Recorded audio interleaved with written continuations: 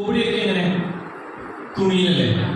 അപ്പൊ ഈ അരിപ്പകൾ പലതരത്തിലുള്ള നമുക്കറിയാം. നമ്മുടെ ജീവിതത്തിൽ ഇഷ്ടംപോലെ അരിപ്പ പഠിച്ചത് പടച്ചു തമ്പുരാൻ നമുക്ക് എത്ര അരിപ്പ തന്നിട്ടുണ്ട്? അല്ല, 2 കിഡ്നി, ഒരു കിഡ്നിക്കകത്ത് 10 ലക്ഷം അരിപ്പകളുണ്ട്. അപ്പൊ ടോട്ടൽ എത്ര ഉണ്ട്? 20 ലക്ഷം അരിപ്പ നമ്മുടെ ഉള്ളിലുണ്ട്. നമ്മൾ എന്തൊക്കെ സാധനങ്ങളാണ് തിന്നുന്നത്? ഇതിനൊക്കെ വേണ്ട രീതിയിൽ കൈകാര്യം ചെയ്ത് അരിച്ച് പുറത്തെടുക്കണ്ടേ? ആ സാധനം കേട് വന്നിട്ടാണ് ഇപ്പൊ നമ്മൾ ബുദ്ധിമുട്ടുന്നത്.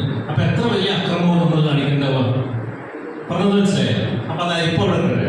ഇനി പറയാനുള്ള കാര്യം, ഞാൻ ഈ സമയം കുറയാണ്ട് ഭയങ്കര സ്പീഡിൽ പോവും. വിശദമായിട്ട് പിന്നെ വന്ന് പറഞ്ഞോളാം കേട്ടോ.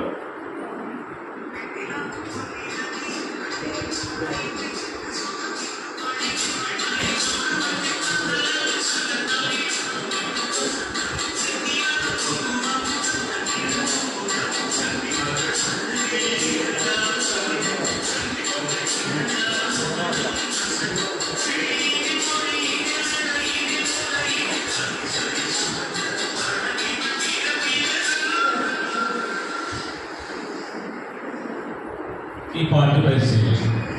ഇത് പാടിയതാരാ? SP ബാലസുബ്രഹ്മണ്യം.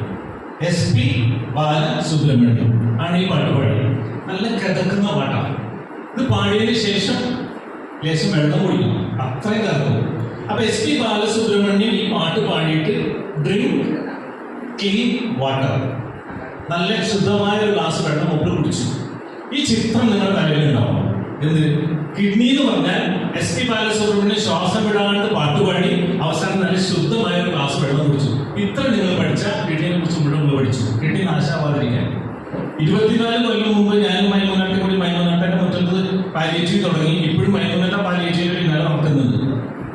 ഞാൻ നടക്കുന്നത് പാലിയേറ്റീവിലല്ല, പ്രിവെന്റീവിലാണ്. അതിന്റെ മറ്റേ സൈഡ് പാലിയേറ്റീവ് എന്ന അസുഖം വന്ന ആളുകളെ ശുശ്രൂഷിക്കുന്ന ഭാഗമാണ്.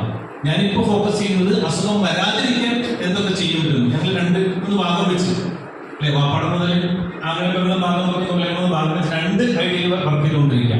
അപ്പൊ 2ഉം പ്രധാനപ്പെട്ടതാണ്. അപ്പൊ അതുകൊണ്ട് പ്രിവെന്റീവ് സൈഡാണ് ഞാൻ പറയുന്നത്. SP ബാലസുബ്രഹ്മണ്യം എന്ന് പറഞ്ഞ ഈ SPB ശ്രദ്ധിക്കണം. 8 കാര്യങ്ങളാണ് പറയുന്നത്. 2 S ഉണ്ട്, 2 P ഉണ്ട്, പിന്നെ B D C W. അപ്പൊ ഓരോന്നും പ്രത്യേകമായില്ലേ? എന്താണ് ഈ 2 S എന്ന് പറയാം? SP ബാലസുബ്രഹ്മണ്യം ഗെയിൻ ആയ ഒരു ഗ്ലാസ് വെള്ളം കുടിച്ചിട്ടൊരു സംഭവം. എസ്സില് ഒരു S സ്ലീപ്പാണ്. നന്നായിട്ട് കിടന്ന് ഉറങ്ങണം, നല്ല കിട്ടിയിട്ടുണ്ടാവും. ഇപ്പൊ കൊറോണയ്ക്ക് ശേഷം നമുക്ക് ഉറക്കം കുറവാണ്. എല്ലാ വീട്ടിലും പണ്ടൊക്കെ 8 മണി 10 മണിയാകുമ്പോഴേക്ക് കിടന്നു